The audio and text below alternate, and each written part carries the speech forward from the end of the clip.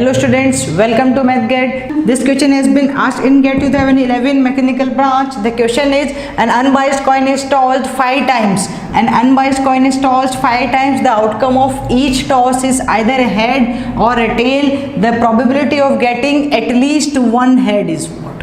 बहुत अच्छा क्वेश्चन है. नंबर ऑफ टाइम्स टॉस कितनी क्या है? नंबर ऑफ टाइम्स टॉस कितना हुआ है? 5 टाइम्स, राइट. तो 5 टाइम्स हमने टॉस किया है. टॉस कितने टाइम्स हो रहा है? 5 टाइम्स हो रहा है. अब बात करना है आउटकम क्या चाहिए आपको. आउटकम आपको चाहिए getting at least one head.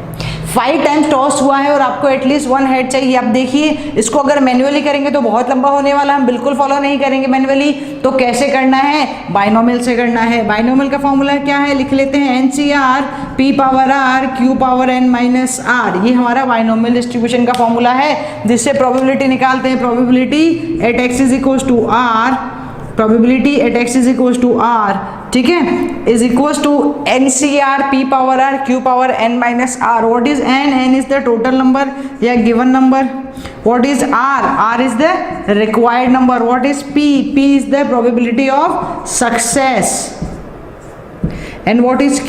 Q is the probability of failure. Right ये सब आपको ऑलरेडी गिवन है और हमको अब इस फॉर्मूले में वैल्यूज रखनी है. नाउ देखते हैं. n इज इक्वल टू 5 है. p क्या है? यहाँ पे कॉइन है. कॉइन का टॉस करना है. हेड आने के लिए प्रोबेबिलिटी 1/2. q टेल आने की प्रोबेबिलिटी कितनी हो जाएगी? 1/2. p और q हो गया. अब बात करनी है r की, जो इंपॉर्टेंट है. r कितना होगा यहाँ पे? या x is equal to r की बात करें तो वो कितना होने वाला है? आपको चाहिए ग्रेटर देन इक्वल टू 1, क्योंकि एटलीस्ट वन हेड की बात कर रहा है ये क्वेश्चन आपसे. At least one head mean greater than equal to 1. अब इस क्वेश्चन को आप 2 टाइप से कर सकते हैं. या तो आप क्या करें, एटलीस्ट 1 की बात कर रहा है मींस ग्रेटर देन 1 चाहिए, तो या तो आप x इज इक्वल टू 2 के लिए निकाल दें, x इज इक्वल टू 3 के लिए निकाल दें, x इज इक्वल टू 4 के लिए निकाल दें और x इज इक्वल टू 5 के लिए निकाल के इन सबको ऐड कर दें. और एक तरीका हमने पिछले वीडियो में सीखा था कि जब कभी भी एटलीस्ट की बात आती है, प्रोबेबिलिटी ऑफ एटलीस्ट निकालना होता है, तो हम क्या लिखते हैं? Probability of at least is equals to 1 minus probability of what students? Nothing. ये हमने देखा था, ये फॉर्मूला हमने, ये थिंग हमने लास्ट सेशन में भी डिस्कस किया था, लास्ट वीडियो में भी हमने इसको डिस्कस किया था. तो probability of at least one head is equal to बन जाएगा 1 minus probability of nothing. Nothing means 0 head.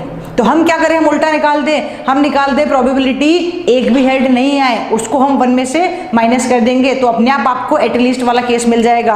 तो हम इसको फॉलो नहीं करेंगे. हम करने वाले हैं यहाँ पे probability at x is equal to r is equal to या ग्रेटर देन इक्वल टू 1 मुझे निकालना है. हम करेंगे 1 minus probability of x is equal to what? 0 के लिए. ओके स्टूडेंट्स, चलिए इसको फॉर्मूले में वैल्यूज रखते हैं. तो क्या बन जाने वाला है? मेरा क्वेश्चन बन जाएगा NCR, it means 5CR. R is what? 0. R is what? 0. P equals to 1/2. 1/2 power R 0 और 1/2 power 5. 5C0 is what? 5C0 is what? 1.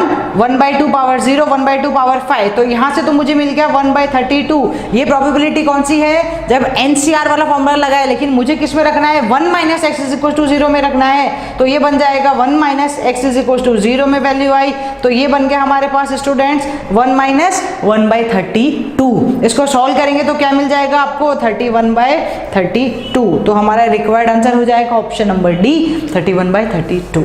Right क्या करना है? एक बार फिर से मेरी बात समझ लीजिएगा. इस क्वेश्चन के लिए 2 अप्रोचेज हो सकती हैं, इवन 3 अप्रोचेज हो सकती है. फर्स्ट ये कि आप मैन्युअली 5 के लिए केस बनाएं, जिसको हम ट्री डायग्राम वाला मेथड बोलते हैं. तो ट्री डायग्राम से आप क्या करें? मैन्युअली बनाएं कि एक बार हेड आए, फिर दूसरी बार हेड आए, फिर तीसरी बार हेड आए. तो 5 टाइम्स आप जो कॉइन है हमारा, उसको टॉस करके देखें. फर्स्ट ऑप्शन तो ये है. सेकंड ऑप्शन बाइनोमियल पे जा सकते हैं हम, जो कि सबसे इजी ऑप्शन होने वाला है. तो बाइनोमियल के थ्रू जाएंगे. अब बाइनोमियल में मुझे निकालना है एटलीस्ट वन हेड. अब at least one head it means क्या हो गया? या तो हम क्या निकाल लें? 2, 3, 4 और 5 हेड आ जाए. इवन 1 भी हो सकता है इसके अंदर. इस केस में x इज इक्वल टू 1, 2, 3, 4 और 5 सबको निकाल के ऐड कर दो, क्योंकि एटलीस्ट 1 बोल रहा है तो कम से कम 1 तो होगा ही. तो 1, 2, 3, 4, 5 सबको निकाल के ऐड कर दीजिए और फिर उसके बाद हम क्या करें? फाइनल आंसर बताएं. सेकंड ऑप्शन हो सकता है प्रोबेबिलिटी ऑफ एटलीस्ट, हमने डिस्कस किया था probability of at least is equal to 1 minus probability of nothing होता है. राइट तो हम इस अप्रोच पे जाएंगे, ये हमारे लिए सबसे इजी अप्रोच होने वाली है। हमने वही काम किया यहाँ पे, probability of x is equal to or greater than equal to 1 मुझे चाहिए, तो ये बनने वाला है 1 minus probability of x is equal to 0, right. तो x is equal to 0, x और r एक ही बात है, आप x भी लिख सकते हैं r भी लिख सकते हैं। तो 1 minus x is equal to 0 के लिए निकाला तो 1 माइनस ये बन गया हमारे पास 5 से 0 1/2 पावर 0 1/2 पावर 5, तो 1 माइनस 5 से 0 is what 1, 1/2 power 0 is what 1, तो 1/2 power 5 that is equal to 1/32, 2 power 5 is 32, ये बन जाएगा 1 माइनस 1/32। सॉल्व करेंगे, ये बनने वाला है आपके पास 31/32। ऑप्शन नंबर डी इस क्वेश्चन का आंसर हो जाएगा। Okay students.